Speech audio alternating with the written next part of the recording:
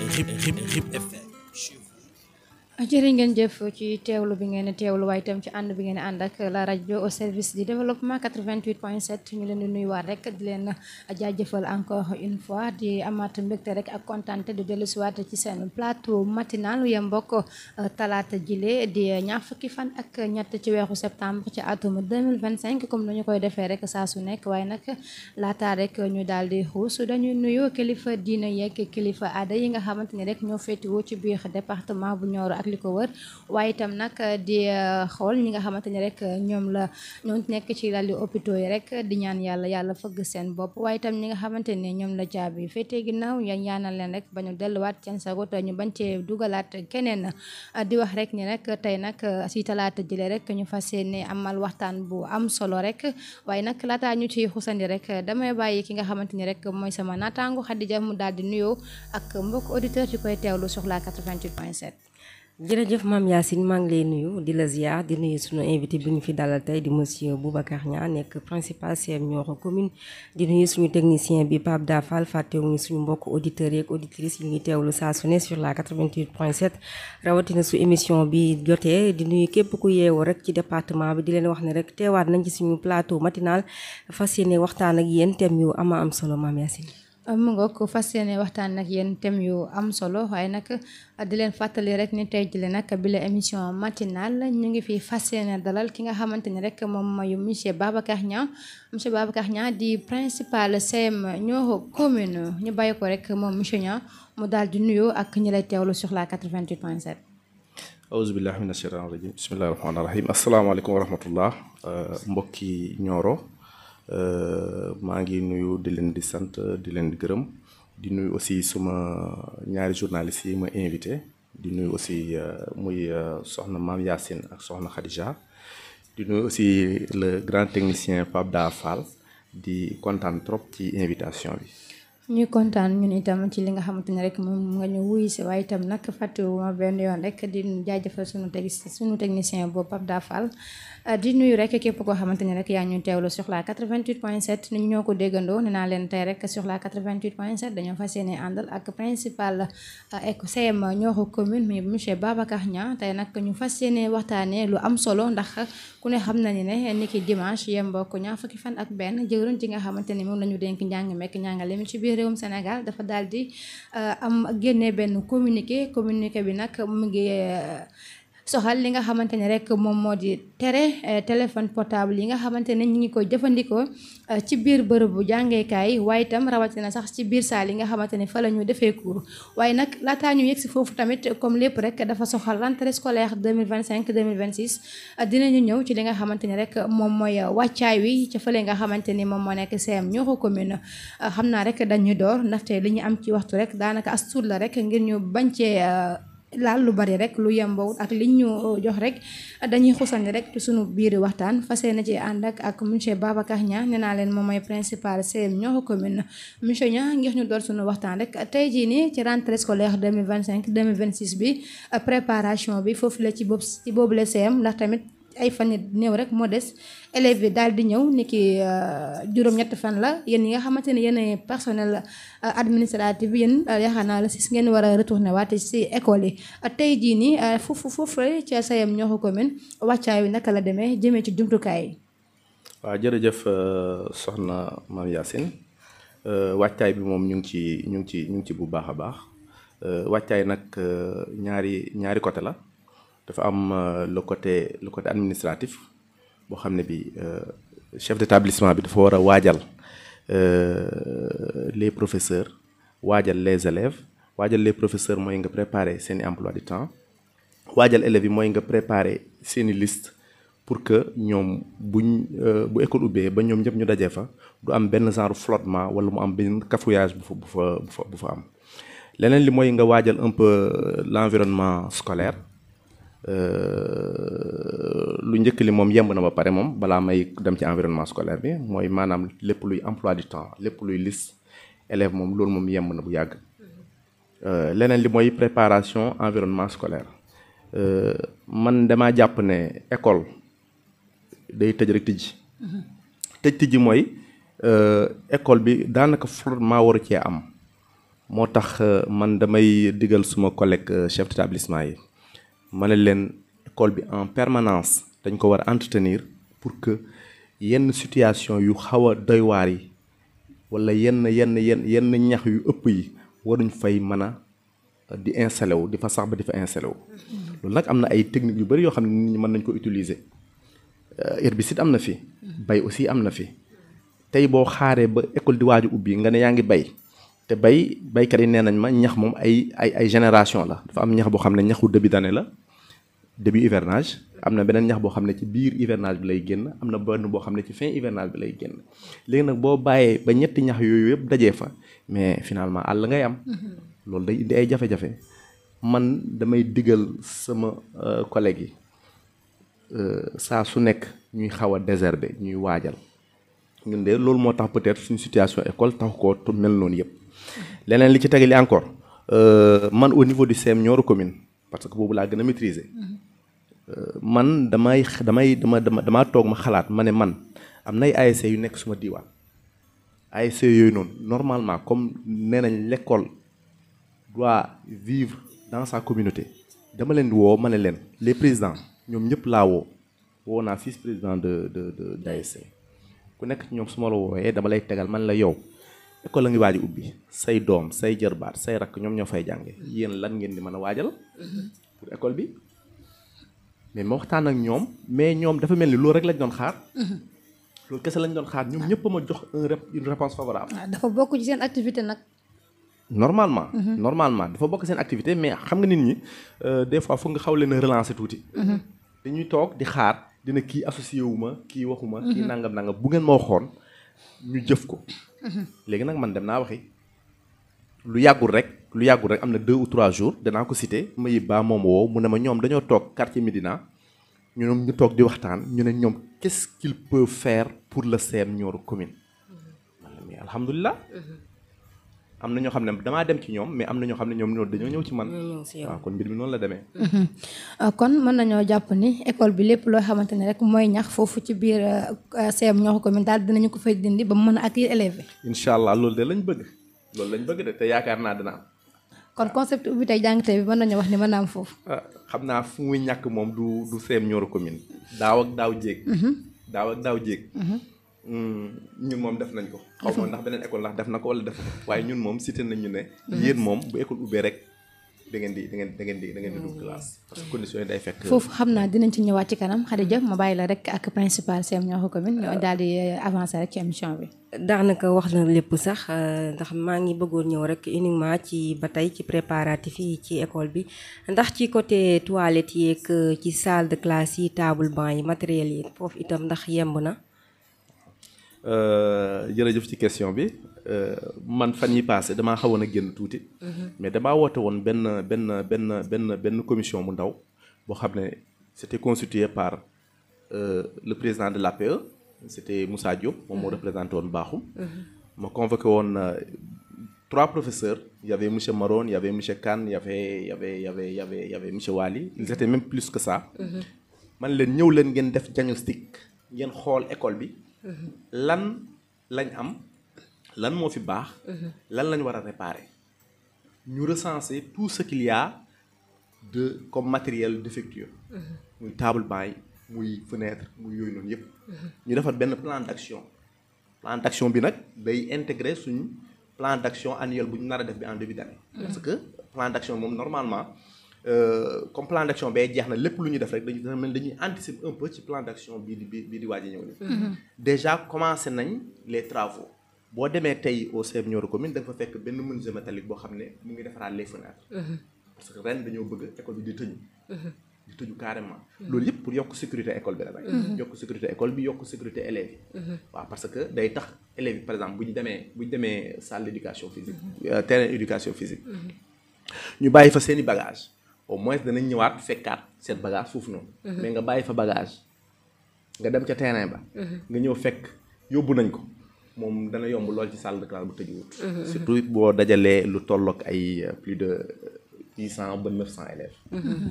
am na solo ba bàyyi la nga wéyal. voilà ñoo ko déggandoo kon mën nañoo jàpp ni kon ci élèves yi rek la des li nga xamante ni moom mooy concept bi tey jàng tey bi mën nañu wax ni bu ñu sukkandikoo ci moom mi nga xamante ni moom moo nekk suñu invité tey monsieur Babacar Niang di principal CM Nioro commune tey bu fekkee ni comme par exemple li nga xamante ni laataa ñu ñëw ci deuxième pàcc bi muy communiqué bi nga xamante ni moom la jëwriñ ji daal di andi ñu ñëw rek ci li nga xamante ni moom mooy ñi fi nekkoon daaw ci troisième bi doon jongante ci examen BFEM bi seen orientation fi mu toll. waaw très bien orientation yi génn na depuis jeudi passé d'ailleurs talon d'orientation yi mooy talon yoo xam ne moo leen di permettre bu ñu demee lycée Maba Diakhou Ba dañ koy tàllal rek ñu inscrire leen yooyu génn na d'ailleurs démb ñun ñëpp statut nañ que ñu ngi koy commencer di distribuer à l'école kon damay profité ci antenne bi pour yëgal xale yu doon jàngee CM Nioro commune yu doon def troisième war a jàll dem au lycée Maba Diakhou Ba wala dem ci beneen lycée que seen talon d'orientation yi ñu ngi koy joxe présentement à l'école danañ ko joxe tey danañ ko joxe suba jamono jii nii instant bii ñuy def nii émission bi ku dem école ba da nga fa fekk les surveillants ñu ngi joxe les talons. waaw ñoom tamit vraiment maa ngi leen di remercier au passage parce que ci vacances lañ nekk mais boo leen wooyee rek ñoom vraiment am nañ vraiment le sens de la responsabilité et aussi et de bien faire. bàyyi ñoo benn yoon ma wéet ci école ba saa yu ma amee benn liggéey rek. dama leen di woo vraiment ñoom ñëpp ñu ñëw ñu jàpp ci maa ngi profité di leen di remercier ñoom ñëpp. ñi nga xamante ni nag ñoom ñoo bàyyeekoo woon ci primaire bi door a am ren li nga xamante ni moom moo nekk seen entrée en sixième te ñu orienté leen foofu noonu ci CM boobu foofu tamit ñoom si seen wàll seen emploi du temps yeeg seen kii fu la toll foofu. waaw foofu tamit de maa ngi remercier aussi l'IEF Cissé au passage parce que balaa may ñëw fi aussi. comme mooy suma kilifa dama koo tàggu. mu ne ma demal te boo fa demee man nga fa demal. kon vraiment maa ngi koy sant aussi di ko gërëm.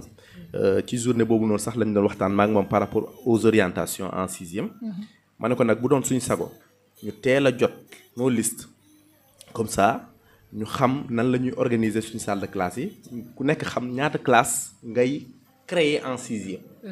par exemple man nga am mébét nga ne man 2 classes laa bëgg a créer ñu affecté la loo xam ne lii 3 classes ngay créer loolu nag boo ko defee foog il va falloir kon nga defaraat les emplois du temps en tout cas promettroon nañu ne incha allah fii ak fin du mois ou plus tard fin du mois dana fekk liste yëpp yemb ñu envoyé ko au chef d'établissement waaw tamit pour bañ aussi élèves yi di def ay transfert yu bëri élève boo xam ne bi mu ngi jàng fii par exemple ci commune bi bu doon jàngee par exemple beneen école bu nekk côté Angalxay doomam bëgg a jàng ji par exemple CM Darou Salaam mën na dem au niveau de l'IEF damaa xamul ndax ba léegi ndax arrêté nañ wala arrêté wuñ nga dem foofu noonu nga signalé sa doom ñoom ñu affecté ko directement ci école yow bi nga bëgg moo gën nga toog bañ affecté ko fenn ngay dawaat encore ci ay kayit nga ne yaa ngi def ay transfert pour yóbbu ko feneen loolu day xaw a métti tuuti.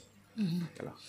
sànq yaa ngi koy wax nee nga bu ngeen amoon lu leen gënal ngeen teel a jot ci orientation yi ngir ngeen mën a xam ñaata classe ngeen di destiné pour classe sixième yi tey seen CM boobu ndax amul ay jafe-jafe salle de classe. waaw ba daaw de amutoon daaw amoon na benn classe boo xam ne classe nomade la woon mais boo amee benn classe nomade sur 18 classes vraiment. problème warta mën a am problème bu ñu am bi kay leneen la du salle de classe mais màggataay salle de classe yi la parce que nañ jàpp ne école bi moom moo jiitu sax ci département Nioro parce que école boo xam ne dañ ko def dañ ko tabax tous après la deuxième guerre mondiale xam ne cadre yu nekk Nioro yëpp nga xam ne dem nañ ba retraité ba toog ba màgget ba jàngal ñun sax ñu ngi waaj a retraité ñoom ñu foofu lañ jàngee kon nag école boobu noonu war nañ koo mën a gestu pour xaw ko réhabiliter parce que monument la parce que da nga fay accueillir des fois ay mag dañu dugg ci école bi rek xool salle de classe sa rongoñ wadd moo lay won ne foofu lu bëri jaar na fa ay souvenirs yu am solo jaar na fa kon du loo xam ne dañ ko war a toj mais mën nañ koo réfectionner réhabiliter ko ba nga xam ne ku ñëw kontaan ndax yooyu tax ngeen ci ay jéego waaw ñu ngi ci de d'ailleurs ñu ngi créer benn répertoire boo xam ne c'est les anciens de l'école pour jéem leen a dajale ñoom ñëpp ñu xool nan la ñuy mën a jàppale école bi pour école bi mën a dem aussi de l'avant daaw sax ci suñ fetu gouvernement scolaire bu ngeen fàttale ko dem nañ ba baptiser nañ ay salles de classe yu bëree bëri des anciens parce que foofu tamit am na benn taxaw seetlu tuuti buñ ci war a mën a def tuddee nañ salle de classe tuddee nañ ko ay anciens directeurs yu fa nekkoon yu mel ni ñoom Ndéné Ndaw ñoom tuddee nañ leen ay salle de classe tuddee nañ ko ay anciens principaux yu fa jaaroon tuddee nañ ci principal Djiba bi ma remplacé tuddee nañ ci encore principal Diallo nga xam ne moom moo créé CM bi tuddee nañ ci ay parents d'élèves yoo xam ne jànguñ école jànguñ fa waaye nag taxawu nañ seeni doom respecté nañ njàng ba nga xam ne seen doom réussir na tuddee nañ fa aussi ay parents d'élèves yoo xam ne vraiment ñu xarañ lañ ñu am engagement par rapport ak école mooy ku mel ni Pa Moussa Diop kon loolu yëpp gis nañ ci intérêt parce que ñun ñëw nañ wan nañu ne école bi vraiment dañoo bëgg fi mu toll nii déwén mu dépassé ko te yàlla seede na nag ne ñoom ñëpp ku nekk ñoom seen loxo dugg na ca te yaakaar naa loolu day wéy parce que seen njaboot ci boppam léegi moom moo jël en charge presque bagage voilà. dañuy dégg ñu naan CM Nioro commune dafa am salle d'excellence xawma classe d'excellence tey ñu bëggoon xam loolu lan mooy objectif bi lan moo ko tax a jóg ndax dégg-dégg bi bari na waaye amuñ ci lu ñu leer daal ñu bëggoon xam loolu lan mooy objectif création salle d'excellence boobu na au niveau du CM. waaw classe d'excellence de am na benn inspecteur benn IEF bu fi jaaroon bu ñu wax Baba Thiam mu amoon benn projet mu tànn yenn écoles yi mu ne man dama bëgg a créer ay classes d'excellence comme nu ñuy créer ay lycées d'excellence su ma créer ay classes d'excellence dans quelques collèges bu ñu demee ba tollu fenn war na mën a tax sax nguur gi créer lu ñuy wax lycée d'excellence comme nu ñuy créer lycée d'excellence de Diourbel comme nu ñuy créer l'INAC jamono jooju noonu mu tànn quelques établissements man bu mu koy créer bu muy tànn école yooyu noonu man j'étais à Kër Ayib foofu tamit amoon nañ classe d'excellence classe d'excellence bi njëriñam bëri na lool parce que dana tax élèves yi ku nekk fa lay bëgg a dem jongante bi nag bu positif nag parce que dañu la yow boo rawee kii rek da ngay jël place am loolu moom yaakaar naa bonut ci doomu aadama d'ailleurs composition bu amee day am classement bi dañ ne kii moo jiitu kii moo teg kii moo ci tege te suñ tukkalee nee nañ foo xottee xolu deuxième ma jël premier rek lay bëgg kon mu ngi noonu la classe d'excellence yi di doxee maintenant nan la ñuy choisir élèves yi dem ci classe d'excellence mooy à partir de la 6e te ñuy jël les meilleurs par exemple ñu ne képp ku am moyenne 15 dañ lay jël ñóbbu la ca classe d'excellence waaye ñu ne la yeneen classe yéene ku la fa raw jël sa place de noonu lañ koy doxalee nag ñooñu di dem ba yegg 3e te satisfaction aussi buñ ci gën a am mooy gis nga classe d'excellence yi buñ demee examen ñoom ñëpp dañuy admis d'office. classe d'excellence yi ban classe lay tàmbalee 5e wala 4e. 5e lay commencer maintenant nag dafa am leneen lu bees encore lu ñëw encore CM Nioro commune. dafa am benn projet bu ñuy wax PFPI bu fa ñëw mooy projet de formation professionnelle et d'insertion. boo xam ne bii dañoo tànnoon encore des établissements les plus performants ñu former les professeurs ci jàngalin wu bees ñu former aussi les élèves aussi ci xam nan la ñuy jëlee en charge leur avenir parce que nit ki ñu bëri ñoo xam ne ñi dañuy am ils sont moins performants dañoo xamul rek lan moo leen di xaar. mais boo demee ba expliquer leen yow mii kat sa réussite ci sa loxo la nekk. tu es ton propre chef yow yaay war a mën a définir yow lan moo lay jàllale bu ko xamee rek day dem. léegi dem nañ ba gis ne classe yooyu sax nekkaat nañ ay classe d'excellence. classe yooyu noonu nekkaat nañ ay classe d'excellence te classe PFP yooyu noonu duñ leen toj duñ leen toj benn yoon parce que nekk nañ des classes d'excellence parce que daje nañ 6e ñoom ñëpp am nañ moyenne ñoom ñëpp am nañ ay moyens yu extraordinaire kon alhamdulilah kon léegi jàpp leen ne am nañ ay classes d'excellence am nañ aussi ay classes PFP yi. te Mame Yacine dama siy dolli rek initiative bi ñu def nii ci classe d'excellence yi boo seetloo dafay feeñ toujours ci examen yi boo xoolee BFEM yi passé gis nañ ci résultat boo xamante ni macha allah mën nañ ne bu amut it raar na loolu. ban jàngat nga ci am ndax amuñu woon occasion toog pour nga wax ñu naka nga gisee résultat yi. waaw résultat BFEM yi de macha allah. gis nga classe d'excellence yi ren buñ dama fi ñëwaat tuuti balaa may décliner carrément les résultats du CEM Nioro commune. Classe d'excellence yi ren buñ demee BFEM. ñëpp admis d'office kenn moo dem 2e tour. d'excellence. waaw kenn moo dem 2e tour kenn. daaw moom ñëpp admis woon d'office. mais nag xam nga examen. dafa nekk benn journée bu spéciale man journée sax laa koy tuddee. da ngay xëy benn jour doo nekk. te xam naa ne kooku noonu dem 2e tour dafa xëy. nekkul pression bi ak yooyu mais koo xam ne ki waroon na mën a jàll d'office. waaw finalement bu mu demee 2e tour jàll. waaw alhamdulilah. leneen li mooy ñetti at a ngi nii maa ngi ci direction wu CEM Nioro commune. yàlla vraiment jàppale ma fekk fa équipe bu dynamique. man bu ma ñëwee ma indi samay mbir. ñu ne ma principal yow rek lañ doon xaar. ñun lii rek lañ namoon. ku ñu liggéeyloo parce que ñun ay résultats lañ bëgg. ñu jàpp ci nag bu baax a baax man finalement damay dem ba damay croiser les bras dafa mel ni jéggal ma ci kàddu yi comme ay robot yu may liggéey laa ah ñu jéggal ma ci kàddu bi ah. mais tellement lu ñuy def dañ koo xam. te dañ koy def avec précision. yàlla def at bu njëkk bi on avait il y a quelque chose comme 100 xawma 10 ou bien 8 ou 9 candidats. bu ñu demee benn échec lañ am benn échec lañ am au BFEM. année suivante bi ñu am 120 nangam candidats. yaakaar naa ñu am 3 élèves yu échoué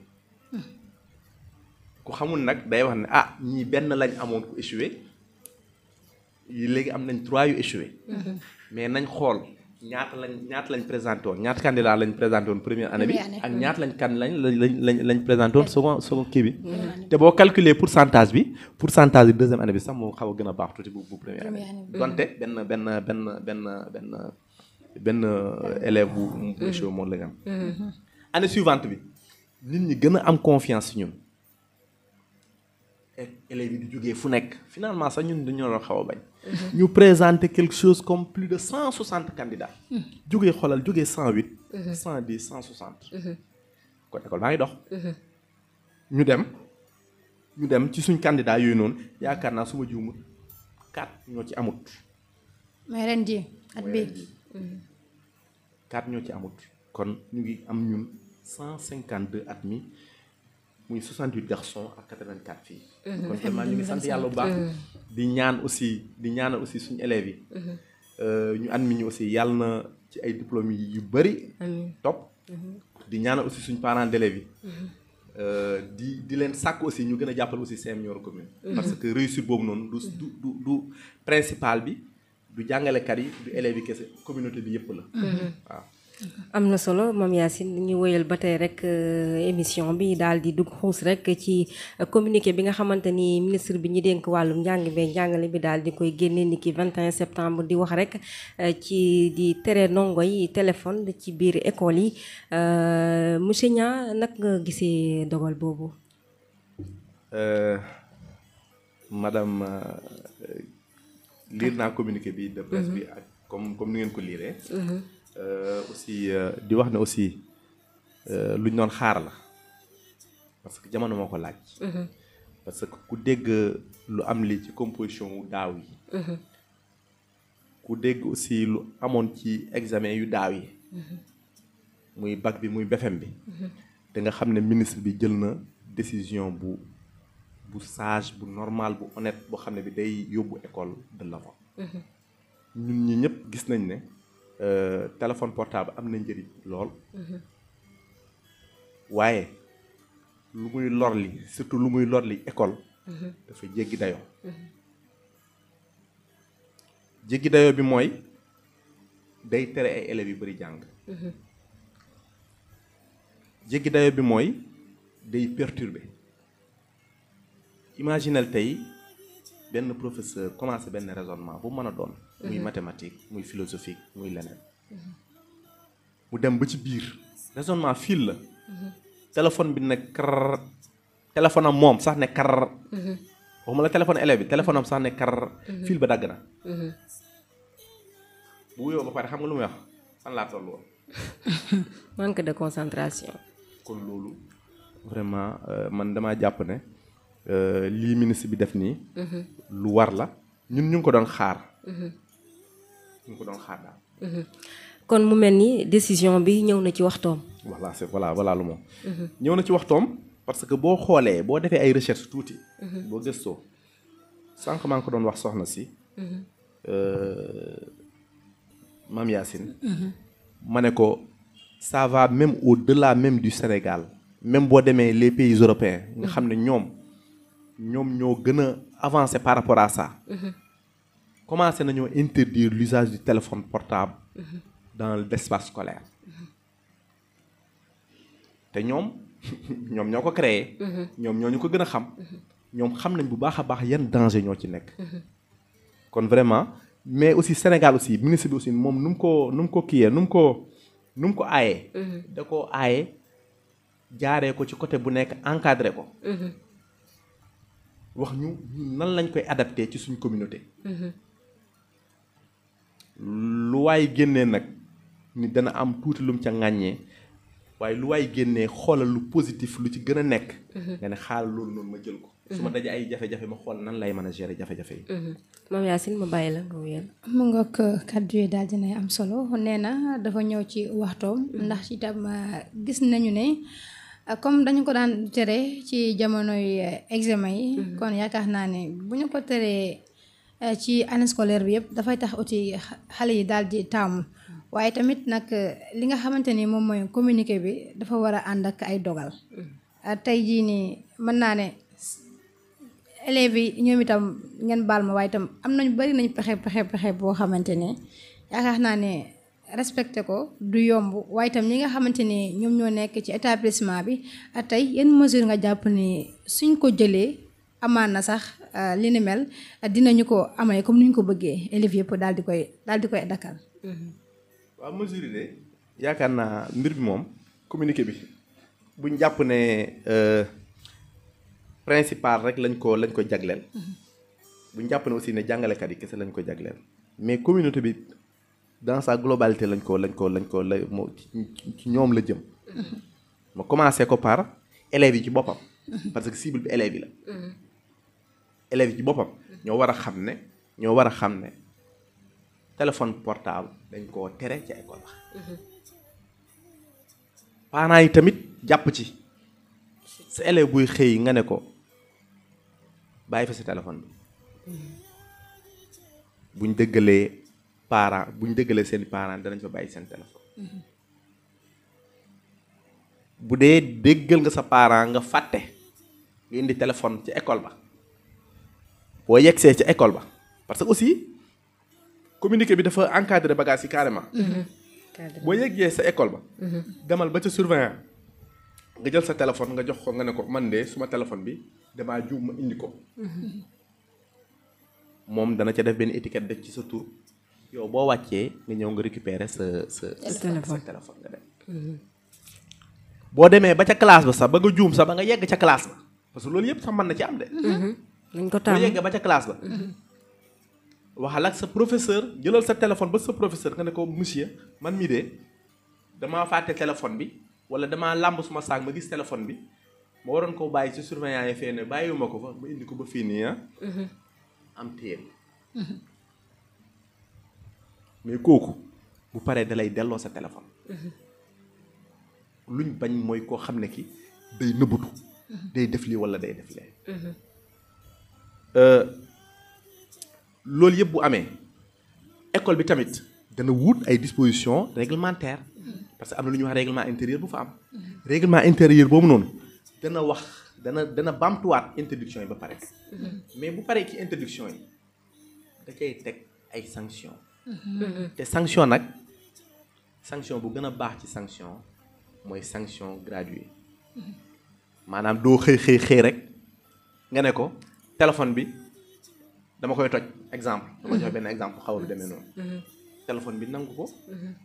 delloo ko nangu ko. convoqué ay parents saisir ko confisquer ko pendant quelque temps.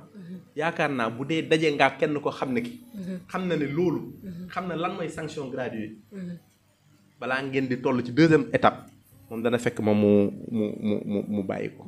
waaw. mu mel ni dogal bi nga xamante ni moom la jëwriñ ju ñu denk njàng meek njàngale mi ci biir réewum Sénégal daf ko tënk rek ci wàllum discipline. te tey bu ñu nee discipline yaakaar naa ne peut-être tamit ne téléphone portable jëfandikoo ko am na lu muy jur parce que dafa am aspect positif am aspect négatif. ak tey bu ñu ñëwee ci wàllum discipline. tey mën nañoo ñëwaat tax ci biir comportement am parce que mbir mi dafa yaatu. ndaxte yenn comportement yoo xamante ne élèves itam dañ ko war a adopté. jëmee ci li nga xamante ne bokk na ci seenu colin. jëmee ci seenu jikko surtout. wala sax ci seenu geste. ndax tey dangay gis ñoo xamante ne ngeen baal ma dafa bëri ci lu ci mel ni ay langage vulgaire yoo xamante ne ñu ngi ko yor ci biir école yi dem sax ba harcèlement yu bëri yu ñuy gis sax téléphone yi daf koy andi ndax ñoom si seenu biir la loolu yëpp nag bokk ci ëmb li ñu tere ndax communiqué bi dafa yaatu. tey bu ñu ñëwee ci wàllum comportement yi nga xamante ne ñoom la élèves yi adopté rawatina ci seen tenue vestimentaire. tey foofu noonu yan stratégie ngeen jël yéen ngir ba yi ni mel yu bari ngeen daal di koy ngeen koy sàlloo daal. yenn comportement élèves. waaw baax na xam nga bu ma liiraatee léegi communiqué de presse bi danay daanelee ci côté vestimentaire. parce que ministre bi dafa commencé ne l'école de la République est un sanctuaire du savoir et de la citoyenneté. sanctuaire mooy lan mooy bërëb bu sell. sanctuaire mooy foo xam ne fii ñaawteef waru faa mën a am. sanctuaire bu fi nit daan dugg normalement même bu doon da nga doon xeex ak nit mu bëgg laa faagaagal boo yeggee ci sanctuaire ba foofu dañuy wax ne amatoo droit def nit ka dara. kon fii nii sanctuaire du savoir et de la citoyenneté maanaam fii bërëb bu sell la boo xam ne dañ fay sàkkoo xam-xam. waaye dañ fay sàkkoo aussi nekkin wu rafet ci biir société bi. loolu mooy citoyenneté. citoyenneté mooy nga bëgg sa réew nga am comportement wala taxawaay bu rafet boo xam ne bi dana yokk sa maqaama. wala yokk sa maqaama réew. yokk sa maqaama nag mu ngi commencé ci nga am d'abord langage bu correct. yokk sa maqaama bokk na ci ngay sol ko bu normal. man bi ma ñëwee lu ma njëkk a constaté mooy sol ay yére say cër di feeñ. dafa bëri woon lool. dem na ba jaaykat yooyu noonu nekk ci buntu ba buñ gisee benn xale bu góor wala xale bu jigéen parce que gars yi dañoo yaakaar ne mbir mi ay déchiré yi ay xale bu góor ay xale bu jigéen rek lay kii de. tout le monde la. ñëpp la. buñ séenee kenn nañ boo fekkee principal nga dee de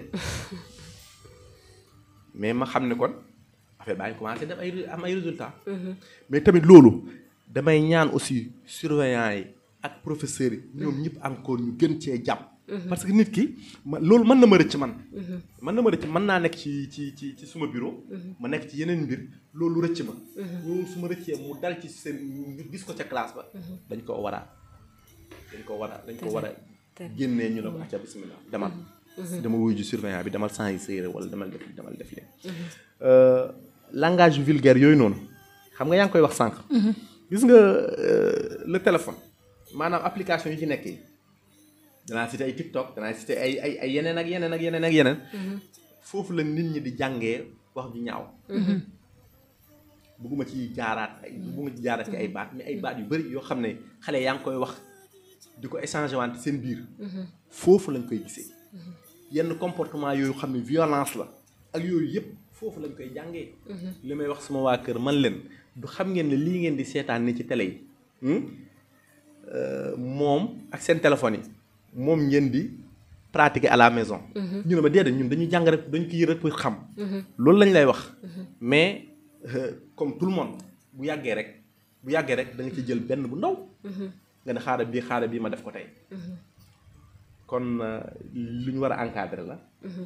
non seulement à l'école mais même à la maison parents yi du war nañoo mën a veiller ci seen doom yi surtout que léegi moom fibre baa ngi fi vraiment ñu veiller pour que xale yi bañ a abuser carrément ci mbir mi. Mame Yacine man communiqué bi fenn rek laa am fu ma cité parce que ministre bi nee na nañu tere chef d'établissement yi nañu tere utilisation téléphone ci élèves yi. mais foofu mën nañ fa solution bi mën na fa am. mais tey boo ñëwee ci kër gi tey dangay xool waajur yu bari boo seetloo jigéen ñi amuñ temps pour surveiller seen doom yi. tey élève bi nga xamante ne raté na utiliser téléphone am ba ci école ba tey bu wàccee rek dana sama jël sama téléphone. parce que li ma raté yëpp tey dama koy rattraper sama téléphone. xam nga foofu tamit difficulté mi ngi fa ni mu concentré woon ci école ba ci salle ba ci classe ba mën bu ñëwee tey au lieu mu concentré waat ci leçon bi xoolaat réviser waat. tey bu ñëwee ci kër ga du ko def parce que danaan li ma raté woon dama koy rattraper. téléphone bi rek la yàkkamte. téléphone bi lay yàkkamte tey bu dee da nga am yow waajur boo xamante ne moom lijjantiwul dara du xam nga du ko surveiller xam nga foofu tamit dafay des. monsieur Niang. waajur bi nag la lijjanti. te monsieur Niang nga baal ma nag gis nga ñi ci bari nii nu ñu yëgee ne ministre de l'éducation bi jël na dogal ni tere ko ci école yi am na sax parents yoo xamante ni. yëguñu ko de donte bu fekkee ne élèves yëg nañu ko sax mais parents yi bu ñu ko yëgul du ñoom ñooy ne wax ko seen yaay na ko yaay wala papa ministre bi kat ay na nangam ak nangam ndax des fois yéen day am parents yi su duñu yëg. waaw jërëjëf gisoo émission bi ci cadre boobu noonu lay dugg yaakaar naa. tey au moins da ngeen touché ne serait-ce que 1000 personnes yoo xam ne dañuy déglu RIP FM. ñu ne kon téléphone léegi dañ koo aaye ci école yi. normalement ñooñu tamit. bu dee ay vrai citoyen lañ. danañ ko tasaare. loolu la gars yi def téléphone arabe man yëg naa ko wax naa ko kee yëg nga ne lii dañ koo tere yëg ne lii nangam. nuñ ciy waxtaanee ak débat buñ ci am bi ñoom tamit vraiment danañ ci yokk daal. dama ne ñun enseignant bi bu defee wàllam école ba. bu élève bi bu ñibbee. parent bi dafa war a def aussi wàllam. ay awma temps ay yooyu noonu bon temps kenn amu ko. mais nag xale yi jox leen seeni àq. seen àq bokk na ci nga joxe dépense ñu añ ñu reer. mais seen àq aussi bokk na aussi nga taxawu leen aussi pour que ñu mën a jàng pour que ñu jàng am na loo xam ne dañ leen ciy forcer. am na loo xam ne ñoom xale yi ñoo la ci forcer. mais am na loo xam ne yow yaa leen ciy forcer mooy njàng mi. te képp koo xam ne investir na ci soxna si tamit ma yegal la. affaire bi yàggut jàngal xale walla taxawu xale yàggut dara. il suffit que nga fexe ba yee xale bi ba xale bi xam ne fii la intérêt am nekk. bés bu ko xamee rek mbir mi sotti na. bés bu ko xamee rek affaire bi day yomb da nga koy bàyyi sax mu liggéey mu jàng-jàngam. bu dee xam na ne moom intérêt mooy mu jàng. intérêt mooy mu jël premier intérêt mooy jour bu ngeen di jëlijee bulletin yi ñu ne yow liggéey nga. boo demee ba yee ko ci loolu da ngay mottali rek. waaw. waaye tamit am na ci loo xamante ni tamit ministre bi da ko jël rek aju ko ci ñi nga xamante ne ñoom ñooy di élèves yi ndax wax nga ko sànq nee nga bu fekkee tey lépp rek.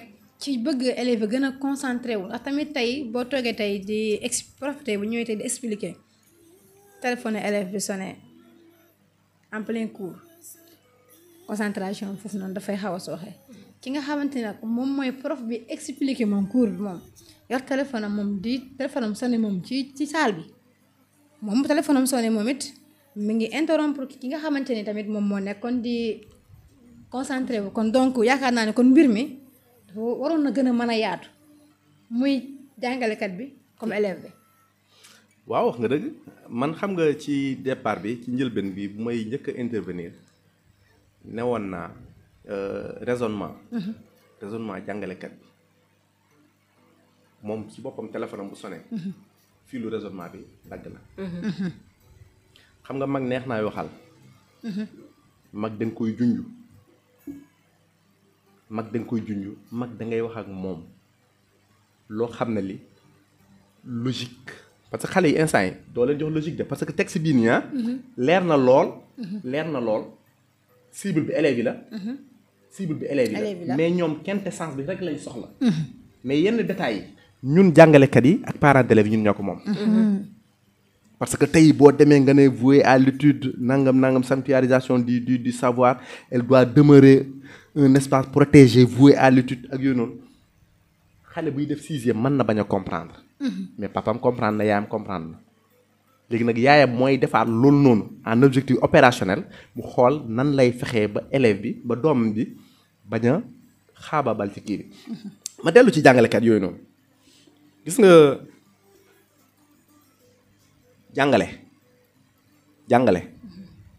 jàngale àndut ak nga ne yaa ngi jàngale ba pare nga yaa ngi jël say écouteur nga ne yaa ngi koy teg say nopp am na ñu koy def waaye ñooñu nañ ko bàyyi lu parce que loolu baaxut gis nga boo duggee ci classe comme yow mag nga même bu dee toléré nañ la yow nga yore sa téléphone mais defal sa téléphone bi vibreur wala silencieux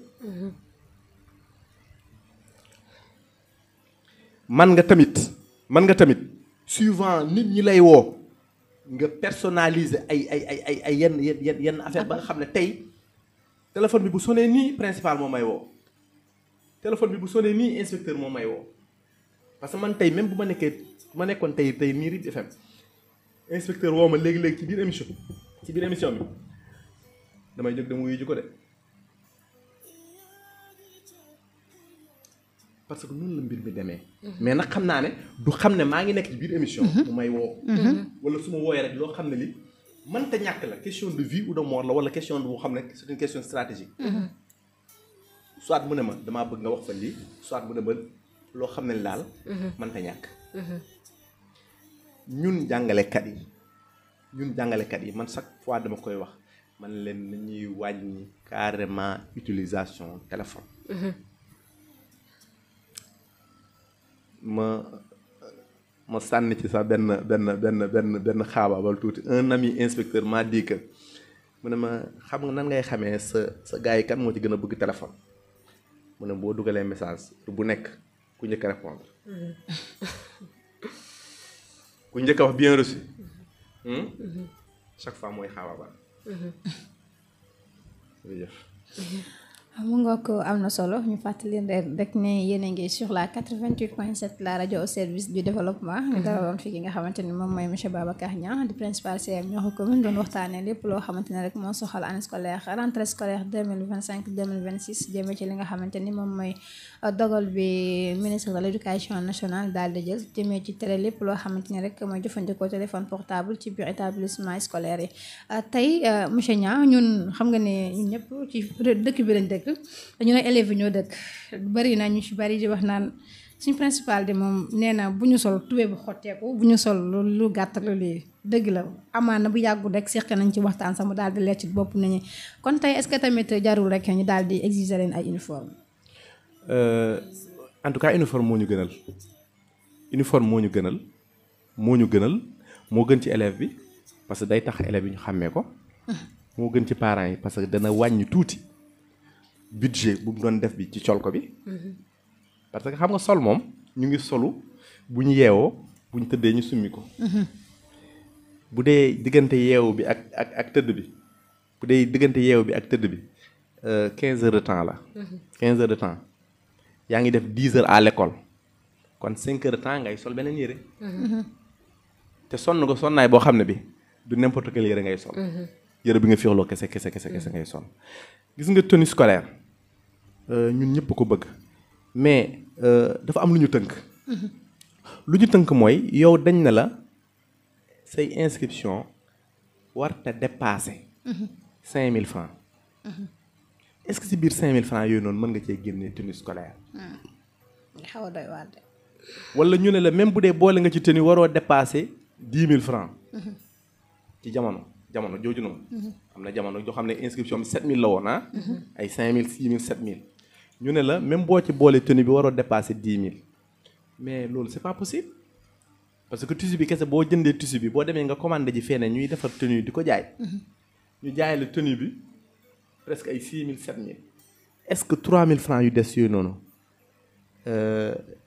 école bi mën na cee dund. ci année bi parce que école bi ci fonds additionnels yooyu noonu lay dund. fonds additionnels yooyu noonu ci yooyu la ñuy jëndee lu bëree bëri naam état bi danay joxe un budget de fonctionnement. mais budget bi dëddul doy lu bëri. ñuy wax c'est une goutte d'eau dans l'océan. kon école yu bëri yoo xam ne bàyyi nañ tenue looloo tax ñu bàyyi tenue te tenue am na ñoo xam dañuy def tenue am ñoo xam dañu doon def blouse. mais man je trouve que blouse wàññiwul dara ci budget bi parce que da ngay solu ba pare nga teg sa blouse. blouse bi xam nga lan la day lay wàññil day tax ñu xàmmee élève bi rek fan la.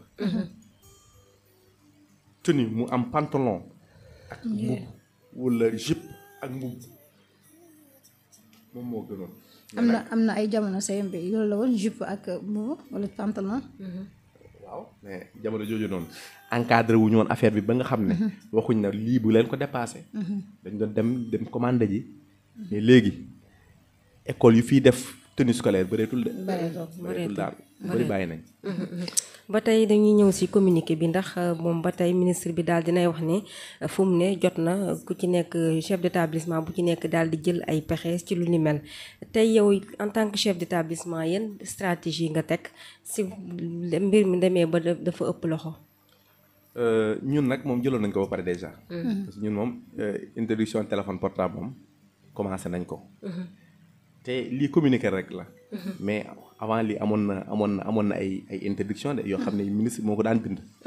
wala IA bind ne téléphone portable utilisation bi nañ ko rationaliser. parce que wutoon interdiction totale léegi nag lii interdiction totale la mais interdiction boobu noonu lu mu total yëpp. quand même ubbi na yenn buntu yoo xam ne yenn élèves yoo xam ne ñu ngi nekk. ci yenn vivant avec des handicaps. ñooñu toléré nañ leen. koo xam ne ki day am ay problème à l'école. toléré nañ ko mu yore téléphone pour que bu ñu jëlee téléphone au moins ñu mën a woo yaayam wala nangam yooyu noonu. am na ñoo xam ne sax dañuy am ay feebar yoo xam ne yi dañuy am ay appareils yoo xam ne c'est interconnecté avec leur téléphone. ñooñu seen téléphone du fay. koo xam ne ki dafa am ay problème cardiaque. ñu monteel ko ay affaires yoo xam ne loolu moo koy ci téléphone bi. ci la ñuy xam rythme cardiaque bi nan la mel. tension bi ak yooyu noonu. mais kooku boo fayee téléphone am. mooy sacrifier nga ko. loolu sax je pense que ministre bi définir na ko bu baax. ci kii bi baax a baax. voilà kon c'est tellement bien encadré que. yaakaar naa ku nekk bu demee ci règlement intérieur am. war nga mën a yokk disposition yooyu noonu. pour que vraiment affaire bi leer ci ñëpp. te règlement intérieur aussi dañ koy partager de. dañ koy partager avec les élèves. dañ koy partager man jëlal naa sax le personnel de l'établissement. maanaam le principal les surveillants et les professeurs ñoom ñoo war a partager affaire bi ak ñooñu noonu. te le conseil de gestion aussi moom mooy valider aussi le règlement intérieur. kon les parents ils sont au courant. parents yooyu noonu nga xam ne ñoom ñooy les représentants de l'APE au conseil de gestion. ñoom bu ñu génnee. war nañ mën a ñëw fii ci rajo yi wala ñu woote ay réunion ñu sensibiliser les parents. man yaakaar naa lii parent bu nekk président APE war na mën a woote benn réunion bu mag. boo xam ne bi ci waajal école ubbite école bi la. ñu xool lan lañu war a mën a jàppale école. ñu xool lan lañu war a mën a préparer école pour école bi teel a ubbi. ñu aussi partager ak parents d'élèves yi par rapport ak lu ministre bi wax. yaakaar naa bu ñu ko waxee rek yàlla mën nañoo dimbale ba lépp luñ ci séntu woon yëpp ñu am ko. yaa ngi koy wax léegi naan dañoo war di woo parents d'élèves yi ñu ñoo toog ak président CG ak comité bi ñuy waxtaan mais dafa am loo xamante lu jafe la woo parents d'élèves réunion ñu wuy si. waaw xam nga ñun moom ñun parents d'élèves yi ci ñaari place rek la ñuy wax ak ñoom la ñuy waxtaan ak ñoom yoo xam ne dajale la. mooy bu njëkk bi mooy le conseil de gestion. conseil de gestion ñun am na ñaari représentants des parents qui sont là mais aussi communauté bi aussi dañ leen di invité de ñun bu ñuy convoqué fii conseil de gestion dana am un représentant du conseil départemental ci koñ bi la dëkk maa ngi koy saluer au passage madame Diatou Dramé mais aussi les ASC les bàjjenu gox ñoom ñëpp dañ leen di invité dañuy ñëw mais boo invité ku ñëwut boo invité nit ki ñëwut mënoo ca dara en tout cas foofu espace la boo xam ne danañu waxtaan ak ñoom sinon saa yu ñu organiser ay réunion à l'école man damay teew danaa invité aussi une partie de mon équipe ñu teew lu tax parce que saa su nekk dama bëgg a seere loo ñu may liggéeyal ñi ñu may àndal ñi di liggéey man lii nii ak nii lay doxee lii moo fi am lii moo fi amut léegi nag am na loo xam ne nag parents yi ñoom ñoo war a jël seen responsabilité nit ñi dañoo xat amuñ temps ak yooyu noonu mais quand même trouver le temps de prendre en charge de prendre en compte nos enfants waaw day tax rek mbir mi gën a am mujj bu rafet waaw Khadija wala ñu avancé rek voilà mu mel ni sax nag 11h53 7 minutes rek moo des ñu jeexal li nga xamante ni moom moo nekk suñu émission matinale ñu doon waxtaanee li nga xamante ni rek moom moo di tere bu ñu tere jëfandikoo téléphone yi ci biir école yi rawatina sax ci biir salle de classe yi ndax objectif yëpp kii bi jëwriñ ji daal dina ko ci préciser muy manque de concentration yi ak cyberharcèlement yi nga xamante ni dañ koy faral di nemmeeku loolu yëpp nag ngir rek ba dakkal yenn yi ndax ci biir bërëbu jàngeekaay yi di leen fàttali rek ni principal CM Nioro commune lañ fi dalaloon muy monsieur Babacar Niang dégg nañ kàddu yi nga xamante ni rek jot na fi rus jëmee ci wàccaay wi ba ci li nga xamante ni rek moom moo di li nga xamante ne communiqué bi tey comme li ñu am ci waxtu ñu ngi koy bëgg a jeexal xam naa dañuy jeexale li nga xamante ni rek moom moo di sensibilisation yi ñu sensibiliser encore une fois parents yi élèves yi ak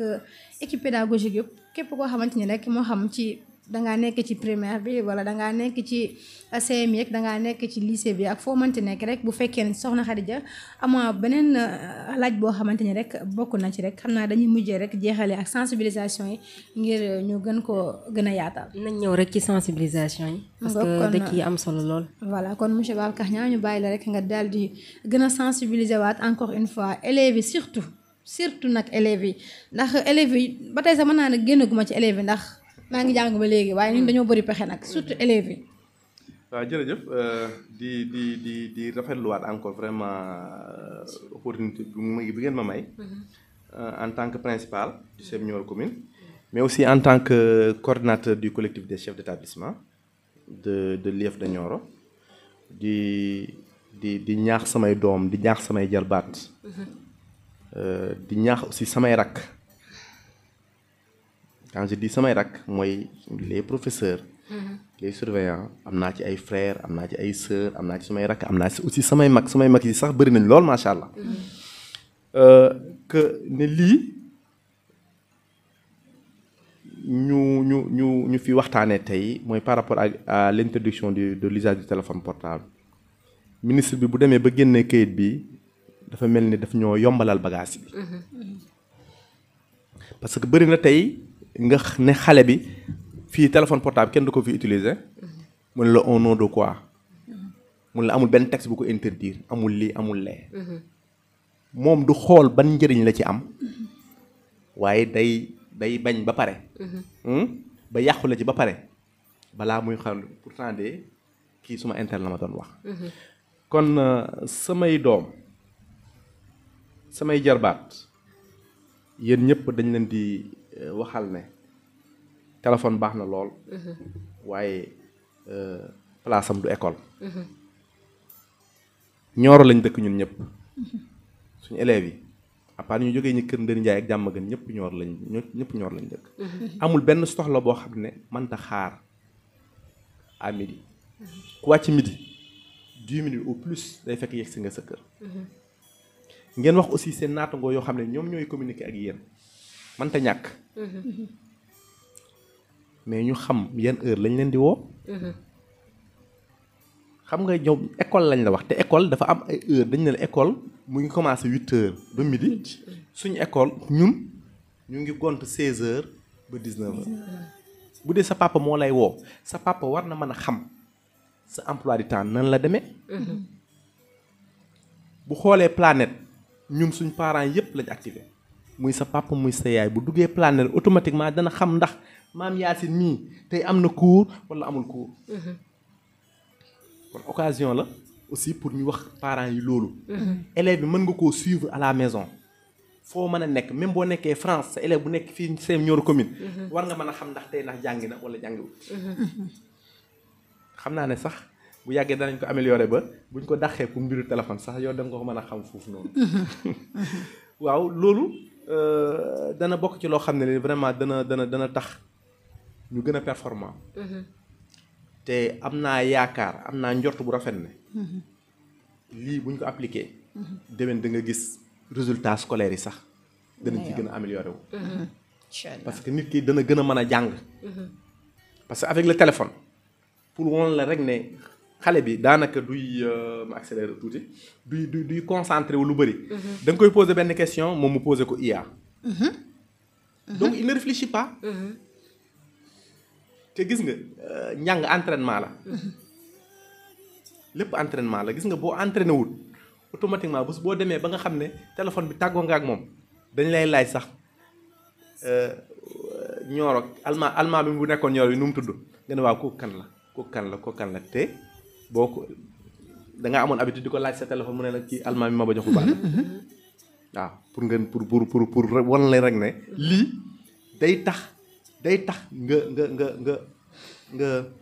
nga tayal di nga xam waaye doo jàpp voilà leneen li tamit ma koy wax aussi mes élèves ak tous les enseignants que vacances yi léegi mu jeex vacances neex na lool waaye nag vacances day jeex vacances dafa war a jeex ñoom de loolu la ñu bañ a dégg jour bu vacances jeexee nañ dem jàngi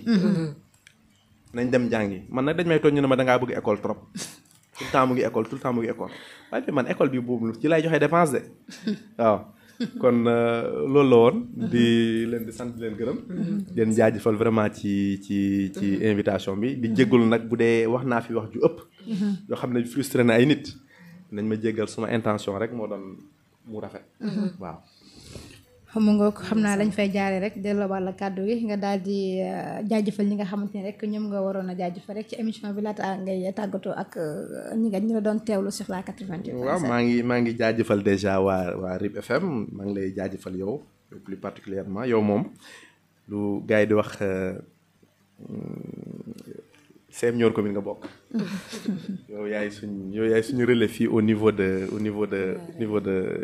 RIP FM soxna Khadija yooyu tamit vraiment ñu ngi lay jaajëfal bu baax a baax xam naa ne miinante wuñ bu baax xamante ne nag miinante wuñ bu baax a baax waaye mais nit ki moom boo ko pratiquer ne serait-ce que 5 minutes rek da nga jàng lu bëri ci moom kon vraiment ñu ngi leen di sant di leen gërëm di sant aussi inspecteur de l'éducation et de la formation bu Nioro du RIP di sant aussi tous mes professeurs et surveillants di sant plus particulièrement aussi surveillants yu ma mobiliser yi pour ñu ñëw dagg seen vacances ñëw di ma jàppale lu yombut parce que mën nañu maa ne principal ñun ñu ngi vacances di sant di gërëm ñëpp di ñaan yàlla école bii di ubbi nii yàlla nañ ko ubbi ci jàmm bisimilah rahmaani rahim yàlla nañ dérouler année scolaire bi ci anam yu baax yu doy yu am solo bu ñu defee examen tamit yàlla na suñu élèves yëpp réussir CM Nioro commune jël premier ci au niveau national jërë ngeen jëf mu nga ko jërëjëf yow itam monsieur Babacar Niang di lay jaajëfal encore une fois ci wuy si bi nga wuy si ndax tamit temps amut waaye nag bu la neexoon buñ la woowee tamit boo gàntalee dañ naan itte yi ñoo xaw a bari rek di remercier ci foofu tamit encore une fois di fàttali rek ne maa ngi seexoon waxtaan bi ak ki nga xamante ni rek maa ngi ko bokkoon ak soxna Khadija moom itam di sama naataango fii nii ci la 88.7 Khadija ñu bàyyi la yow itam nga daal di tàggatoo ak ñi la doon teewlu sur la 88.7 jërëjëf maam Yacine di jaajëfalaat rek suñu invité bi di monsieur Niang amoon mbégte loolu dalal la fi waxtaan bi am na solo macha allah leer na di la jaajëfal ci sa disponibilité heure bu ñu la soxlaa rek bu ñu la woowee rek doo gàntu. te bu ñëwee li ñu bëgg dinañ ko am di la ñaanal rek yàlla liggéey bi yàlla may la ci ndam di soññaat rek élèves yi ci ñu góorgóorlu ci dogal bi nga xamante ni ministre bi jël na ko lam ca jublu rek du leen lu seen njëriñ gën a concentré wu ci seen étude mën a am ay résultats yu baax di jaajëfal bépp auditeur bu ñu doon bàyyi xel di jaajëfal suñu technicien bi Pape Dafal Mame Yacine. di ko jaajëfal moom Pape Dafal moom suñu technicien boobu waaye tamit jaajëfal képp koo xamante ni rek yaa ngi doon teewlu sur la 88.7 la rajo au service du développement ci seen émission matinale bu talaata yembok ñaar fukki fan ak ñett ci weeru septembre ñu doon waxtaanee rek li nga xamante ni moom mooy ubbiteeg école atum 2025 2026 ci wàccaay wi soxal CM Nioro commune ak principal bi nga xamante ni moom lañ fi dalaloon muy monsieur Babacar Niang waaye itam doon waxtaanee rek dogal bi nga xamante ni rek ministre de l'éducation du Sénégal daal dina koy jël jëmee ci dakkal lépp loo xamante ni rek moom moo di jëfandikoo téléphone portable ci biir classe yi waaye itam rawatina sax ci biir école yi mu nga ko mbokk yi lii rek lañ leen andiloon di leen di ñaanal jàmm te di ko sàkku ci yéen Mame Yacine Diagne moo féetewoo ci kàddu gi jërë ngeen jëf bis